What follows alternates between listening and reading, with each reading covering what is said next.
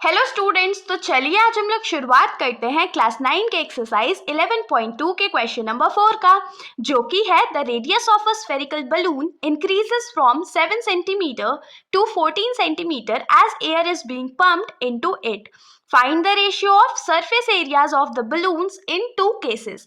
तो in question में हम लोगों को क्या बोला जा रहा है कि हमारे पास एक स्फेरिकल बलून है और जब हम लोग उसमें एयर पंप करते हैं तो क्या होता है, उसका इनिशियल रेडियस जो था वो 7 सेंटीमीटर था, लेकिन एयर पंप करने के बाद उसका जो रेडियस है वो कितने में चेंज हो जाता है, तो 14 सेंटीमीटर में चेंज हो जाता है। तो यहाँ पर हम लोग को 2 केसेस दिख रहा है। पहला केस कब था, जब रेडियस जो हमारा था वो 7 सेंटीमीटर था, और दूसरा केस कब बन रहा है, जब हमारा रेडियस 7 सेंटीमीटर से इंक्रीज होकर के कितना हो जा रहा है, तो 14 सेंटीमीटर हो जा रहा है।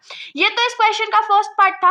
अब इस क्वेश्चन में नेक्स्ट क्या बोला जा रहा है कि इन दोनों केसेस में जो सरफेस एरिया होगा बलून का वो हम लोगों को फाइंड आउट करना है और उसका रेशियो निकालना है। मेनली हम लोगों को क्या करना है, तो रेशियो निकालना है। तो देखिए क्वेश्चन बहुत सिंपल सा है। इस क्वेश्चन को सॉल्व करने के लिए हम लोग 2 मेथड का यूज कर सकते हैं। पहला हम लोग क्या यूज करेंगे कि दोनों केसेस में सरफेस एरिया फाइंड आउट कर लेंगे और उसके बाद डिवाइड कर देंगे, तो हमारा जो रेशियो होगा वो मिल जाएगा। लेकिन इसमें कैलकुलेशन जो है वो बहुत ज्यादा बड़ा हो जाएगा, और हम लोग जानते हैं कि जब एग्जाम में मार्क्स हम लोगों को सेम मिलने वाला है तो हम लोग ज्यादा मेहनत क्यों करें, हम लोग लॉजिक का यूज करेंगे, जो टिप्स एंड ट्रिक्स होते हैं उसका यूज करेंगे। सिंपली हम लोग क्या करेंगे, दोनों केस को कॉपी में शो कर देंगे और उसके बाद जो हमारा सिंपलेस्ट मेथड होगा क्वेश्चन को सॉल्व करने के लिए उसका यूसेज कर लेंगे। तो चलिए सबसे पहले इस क्वेश्चन का हम लोग फिगर से शुरुआत करते हैं। तो केस 1 के लिए हमारा जो फिगर है वो क्या है, एक स्फेरिकल बलून है जिसमें हमारा जो रेडियस है वो 7 सेंटीमीटर है, ठीक है। और जब एयर पंप हो जा रहा है, एयर इज पम्प्ड, तो उसके बाद हमारा क्या होगा, जो स्फेरिकल बलून है उसका साइज थोड़ा बड़ा होगा और उसका जो रेडियस है वो 7 सेंटीमीटर से बढ़ करके क्या हो जाएगा, 14 सेंटीमीटर हो जाएगा, ठीक है। अब हम लोग इसको यहाँ पर लिख लेते हैं। तो केस 1 में हमारा क्या हो जाएगा, when radius is 7 centimetre. Case 1 में हमारा जो रेडियस है वो 7 सेंटीमीटर है, जिसको हम लोग कैसे लिखेंगे, तो R1 is equals to 7 centimeter से रिप्रेजेंट करेंगे। तो surface area of the balloon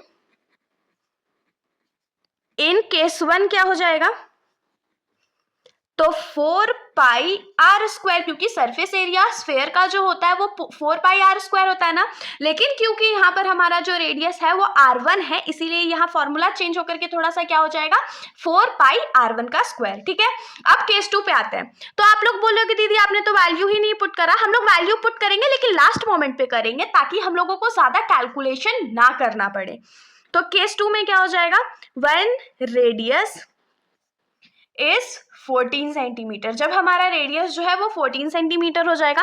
और इस बार हम लोग रेडियस को R2 से रिप्रेजेंट करने वाले हैं, इसीलिए हम लोग क्या यहाँ पर लिखा है, implies that R2 is equals to 14 centimeter, ठीक है। तो यहाँ पर क्या हो जाएगा, surface area of the balloon in case 2, case 2 में सरफेस एरिया हमारा क्या हो जाएगा, 4 पाई आर स्क्वायर। फॉर्मूला तो सेम रहेगा ना क्योंकि दोनों स्फेयर है, लेकिन क्योंकि इस बार हमने रेडियस R2 अज्यूम करा है तो फॉर्मूला हमारा चेंज होकर के क्या हो जाएगा, 4 पाई R2 का स्क्वायर। यहाँ तक होप सो आप लोगों को कोई भी दिक्कत नहीं हुआ होगा। अब आगे हम लोग क्या करने वाले हैं, तो बहुत सिंपल है, हम लोगों को तो रेशियो फाइंड करना था ना। तो यहाँ पर हम लोग क्या लिखेंगे, ratio is equals to surface area of balloon in case 1 divided by surface area of balloon in case 2। तो ये केस 2 में हो गया, ठीक है। अब surface area of balloon in case 1 जो है वो हमारा क्या था, 4 पाई R1 का square divided by surface area of balloon in case 2 क्या था, 4 पाई R2 का स्क्वायर, ठीक है। तो 4 पाई और 4 पाई कट गया, इसमें कोई दिक्कत नहीं होगा। अब यहाँ पर हमारे पास क्या बचा, R1 का स्क्वायर डिवाइडेड बाय R2 का स्क्वायर। अब देखिए इन दोनों में स्क्वायर है ना, तो स्क्वायर को कॉमन ले लेते हैं। तो स्क्वायर को जब कॉमन ले लेंगे तो क्या हो जाएगा, R1 डिवाइडेड बाय R2 का होल स्क्वायर। यहाँ तक कोई भी समस्या नहीं होगा। अब हम लोग सिंपली क्या करेंगे, तो वैल्यू पुट कर देंगे।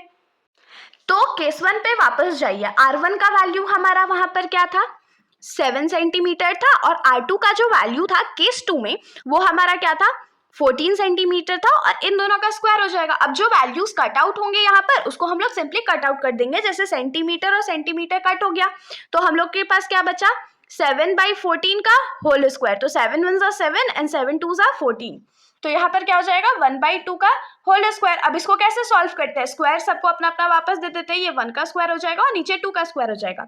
तो 1 का स्क्वायर 1 और 2 का स्क्वायर 4, मतलब जो हमारा रेशियो है वो कितना आया 1:4 आया ना। तो यहाँ पर हम लोग क्या लिखेंगे, hence the required ratio is 1:4। ये हमारा रिक्वायर्ड रेशियो हो गया और यही हमारा आंसर भी हो गया।